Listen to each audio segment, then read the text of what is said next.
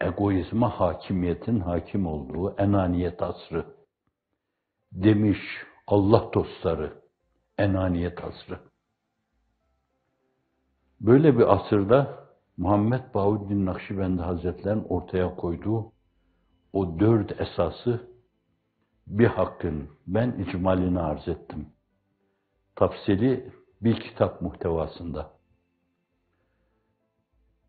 O çerçevede yaşama çok zor olduğundan o diyor ki benim yolum olarak bugünün insanın zaaflarını, bilerek dünyayı ukbaya tercih etme zaafını, şahsına çok önem verme zaafını, enaniyetini nazarı itibarı alarak diyor ki der tariki aczimendi lazım Ahmet çare çiz.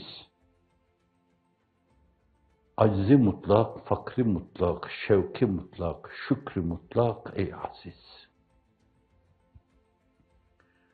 Tetinmesi haşiyesi de tefekkür, şefkat. Benim yolumda da 4 şeye sarılmak lazımdır. Orada terk, burada sarılmak lazım. Lazım Ahmet diyor. Lazımdır o. Bir, aczi mutlak. Kendini aczi mutlak içinde görmek.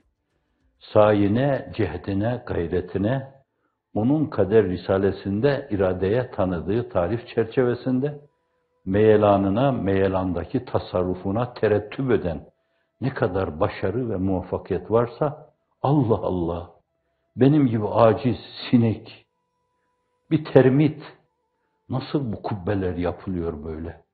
Demek ki onları yapan o falan diyor.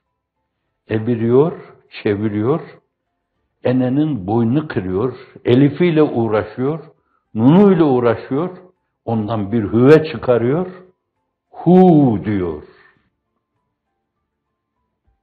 Evet, acizi mutlak. Benim gibi bir acizi mutlak, bizim gibi acizi mutlak, cemaat gibi acizi mutlak, Allah Celle Celaluhu, eğer 170 ülkede, 180 ülkede okul açma, edille-i şer'iyeyi asliyeye dair değerleri, edille-i şer'iyeyi fer'iyeye dair değerleri bayraklaştırıp beğenirseniz hani bunlardan alacağınız şeyler olabilir mülahazasıyla dünyanın 4 bir yanına eskilerin ifadesiyle şeddi rihal eden, ağlayan annesini babasını arkada bırakan, eşini ağlayarak arkada bırakan, çocuklarını ağlayarak arkada bırakan, bu yüksek mülahaza, bu gayeyi hayalle dünyanın 4 bir yanına açılan, o açılmaları Allah devam ettirsin. Falanın filanın o mevzuda hırhırına, dırdırına bakmadan, ilahi kelimetullah, ilahi hakaik yolunda Cenab-ı Hak sabit kadem eylesin. Evet, Cenab-ı Hak aczi mutlak içinde olan insanlara böylesine kubbeler yapma, böylesine duygu ve düşünce dünyalarını, gayeyi hayallerini, mefkurelerini bütün dünyaya duyurma. İnsanlığın iftihar tablosunun sallallahu aleyhi ve sellem gaybin görmesiyle veya aynı zamanda bir gayeyi hayal olarak, bir mefkuru olarak, bir hedef olarak onlara göstermesine karşılık, evet ya Resulallah, senin dediğin gibi namı celilin güneşin doğup battığı her yere ulaşacaktır. Mülahazasına bağlı. Başka bir dertleri yok. O fukarayı acizunu diyelim. Bulundukları yerlerde araştırsanız, hiçbiri orada bir tane ev yapmamıştır. 3000 dolarla da gitmemiştir. Siz ey gafil-u nadanlar gönderdiğiniz insanlara 3000, 4000, 5000 dolar vermeyince gönderemiyorsunuz. Karın tokluğuna gitmişler oraya. Ve orada karın doyurmuşlar. Başkalarının karınlarını doyurmuşlar. Acize terettüp eden bu kadar eltafi ilahi, onu görme, kendinden değil, ondan bilme. Acz-i mutlak. Zannediyorum yapılabilecek bir şey.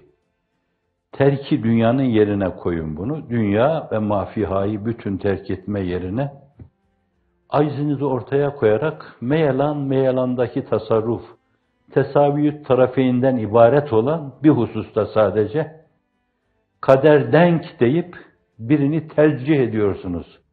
Ve tercihinize bakıyorsunuz ki dünyalar terettüp ediyor. Bir damla alıyorsunuz, bir yere çalıyorsunuz, bir de bakıyorsunuz ki umman olmuş. Evet. Böyle bir aciz. Güzel değil mi böyle bir aciz? Der tarik acz-i mendi lazım Ahmet Çağrıçiz acz-i mutlak diyor. Neden? Çünkü sonsuz ve sıfır mülahazasına bakınca eğer birisi acz-i mutlak içinde kendini görüyorsa bir de kadir-i mutlak, kadir-i mutlak onu görmüş olur. Kadir-i mutlak karşısında artık bir kadir olmaz. Orada bir acizi mutlak olur. Onun gücü, kuvveti, kudreti nisbidir, izafidir. Sadece hakkın muradı istikametinde meyelan ve meyelandaki tasarrufta bulunma gibi bir kader denk değerlendirmesinden ibarettir. Vesselam. Aciz-i mutlak. Böyle görmeyince insan kendini hafizanallah kazanma yolunda kaybeder. Şehrahta yürürken farkına varmadan birdenbire kendini patikada bulur. Allah'ın yolunda yürüyorken takılır, yolda kalır. Dolayısıyla haddini bilmeli, kendine ben bir aciz-i mutlakım demeli. Çünkü kadir-i mutlak bir tanedir. Fakr-i mutlak diyor yolun. Kendini mutlak fakir sayma. Hakikaten değişik vesilelerle kıtmir ifade ediyor. Onun dediğini, beyanını, üslubunu beğenmiyorsanız siz bu mülahazayı daha şık ifadeyle ifade edebilirsiniz.